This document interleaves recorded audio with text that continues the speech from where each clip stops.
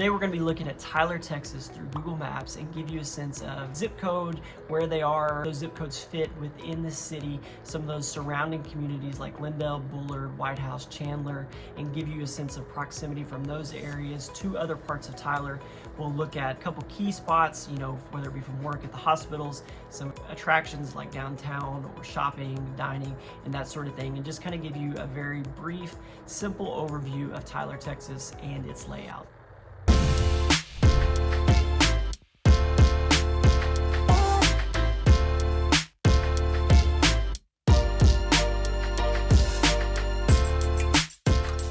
So as we start to get into breaking down Tyler, we're going to look at the map a little bit from a further out perspective to get an idea of where Tyler is relative to some of those popular communities like Lindale, Whitehouse, Bullard, or Chandler.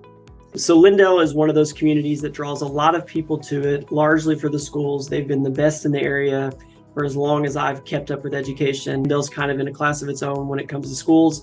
It's not to say the others aren't better, but just, in terms of performance and that sort of thing, Lindale's kind of been doing it just a little bit longer. I would send my kids to a lot of schools. I don't necessarily think that Lindale's the only school, just in terms of the way the state's rated schools for the longest time. Lindale has consistently been at the top longer than anybody. Another area that you might look at is Whitehouse. A lot of people end up settling on Whitehouse, and their schools are known, to be really strong. They were an A-rated district, or a B-rated district actually, with a few A-rated campuses.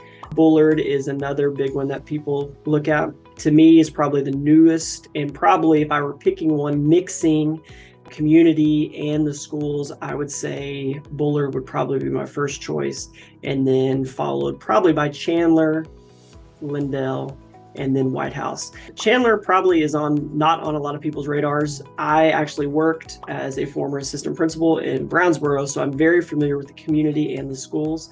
I really like the schools there. I like the people there. It's got a good small town feel. Chandler's got about 2,000 or 3,000 people and a handful of restaurants, a grocery store, and you're only 15 minutes from South Tyler, which is a big plus.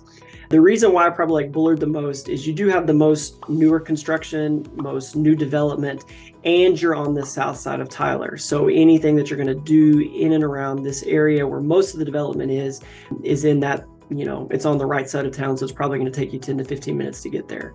Whitehouse is okay. It's an older town. I don't think there's probably been quite as much development because its proximity to South Tyler is so close. You do have a few handful of restaurants and things like that there, but it's kind of a small little area, small community. They do have very good schools. A lot of people consider it to be a lake community just because of its proximity to Lake Tyler. So let's zoom in a little bit and kind of help you understand the zip codes. We're actually going to go to this map because it's a little bit clearer.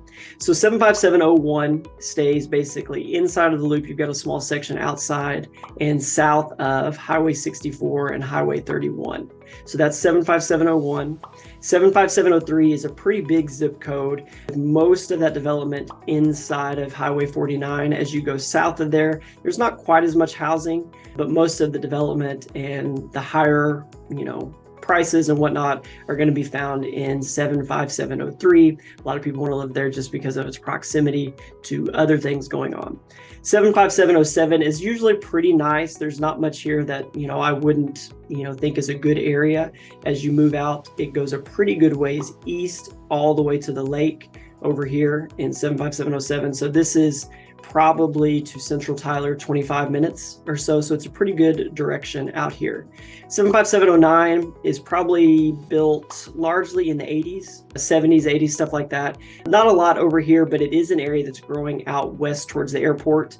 04 encompasses the airport. 02 is a lot of the older stuff in Tyler. You do have parts, the Azalea District in 02, but this is kind of where everything started and development led south in Tyler here. So 02 is kind of just largely the older stuff, not as desirable, largely reflecting the price points. You don't have as many larger homes in this area.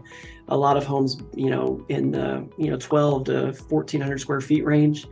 08 is pretty rural, especially once you get out here on 271. This is largely pasture or just, bigger lots and things like that. Not as much. This will be in Winona school districts. And then 06 is kind of this area. Part of it will be in Lindale schools. The other part of it will go to Tyler ISD. Now we're going to go back to Google Maps here and hit a couple of the high points of Tyler. So the hospitals are kind of in central East Tyler. You've got Christus and UT Health. So when you zoom out and kind of see that area known as Midtown, I would say if you lived in Flint, you've probably got a 15 to 20 minute commute to work each day if you work at the hospitals. Downtown is just west of there, kind of northwest. You've got the square in this area here.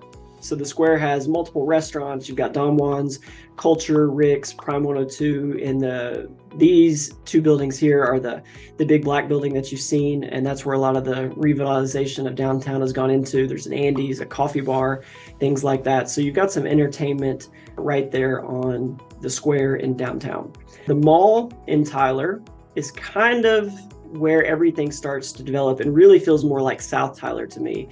So the 03 zip code and everything south of Loop 323 is going to be kind of where most of that development runs along Highway 69. So the mall takes up this portion of Highway 69.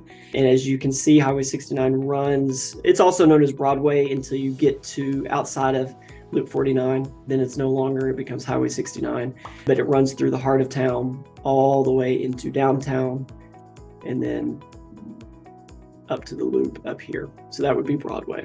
Loop 323 is the loop, inner loop now, that goes all the way around Tyler.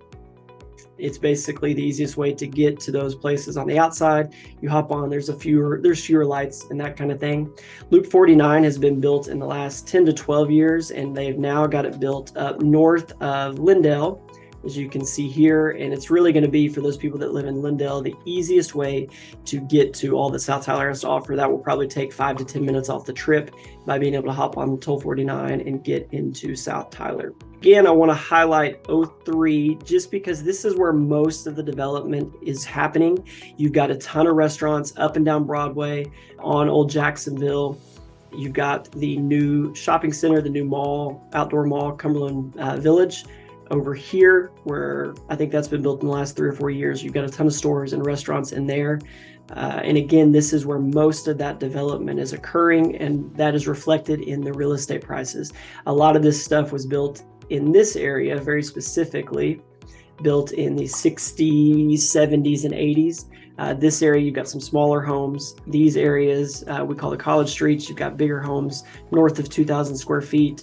But as you start to work further south, you've got a lot newer homes being built that were built in the 90s.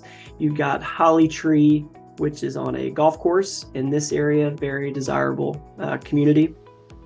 Faulkner Park, they've got baseball fields, they've got trails, they've got a lake, as you can see. It's a nice little community center. You've got tennis courts there as well. And again, this is right across from the new park area of South Tyler. The airport, for those flying into Tyler directly, is going to be on the southwest side. I would say this spot to this spot from the airport to South Tyler is probably 15 minutes, leaving out traffic and things like that.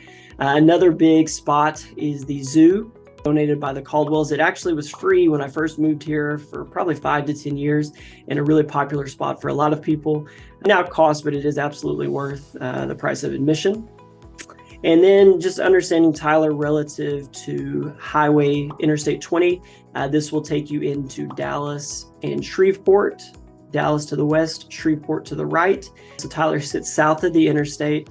And I would say from South Tyler to Dallas, you're about an hour and 45 minutes. To central Dallas, if you're on the east side, you're probably an hour and 30, something like that. So that kind of gives you a sense of where Tyler is relative to all those spots. Helpful and informative. Again, this is just kind of very simple breakdown, a few of the big areas you want to check out or might have questions about surrounding Tyler, and a few of those key areas for work, housing, and that sort of thing.